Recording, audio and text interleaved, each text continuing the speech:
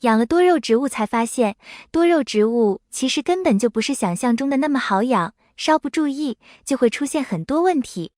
要么就是养得像青菜一样绿油油的，要么就是没几天就死了。其实多肉这种植物并不是所有人都适合养它，就比如下列几类人：人很勤快，又很热心，但正是因为太勤快，所以才养不好多肉。大家好，这里是花花世界的频道。今天来说说不适合养多肉的几类人，看看你有没有在这里面吧。1. 手太欠，没事总浇水。有的人就会觉得多肉和其他绿植一样喜欢水，所以使劲的给它浇水，害怕它干了枯了，以为它和绿植一样，倒点茶叶水长得更好更快。其实不是的，多肉其实对水的需求量不是那么大，你一次性给了它充足的水分之后，它能够坚持好几个月都不是什么问题的。再者说，如果你的土壤透气性不好的话，浇太多水只会导致根被闷倒，最后只有一种可能性，那就是挂了。2. 嫌花长得太慢，使劲施肥。如果在家里养多肉的话，你可千万不要把它当成绿植一样来养，觉得它长得太慢了，就使劲的给它施肥。其实多肉对施肥的要求量也不是那么大的，一般1个月甚至2个月施肥一次就差不多。如果你需要控出它的状态，你甚至都可以不用给它施肥，它的状态就会慢慢出来了。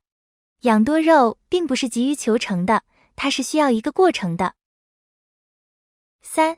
总把花屋里屋外楼上楼下来回搬，哪里有太阳哪里搬。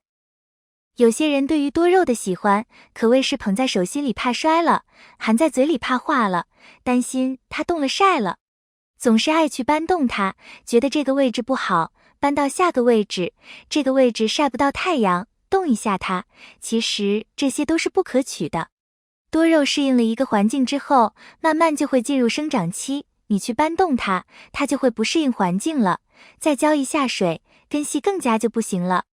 它在这个环境明明生活得很好，你觉得它晒不到太阳，搬动它晒一下，这样突然拿到太阳底下暴晒，它不就凉凉了吗？4.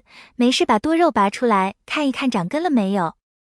俗话说，心急吃不了热豆腐。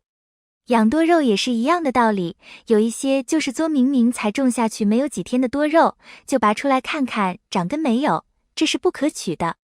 多肉长根是需要一个时间的，如果你经常拔出来看，会造成新根的反复损伤，浮盆时间容易过长。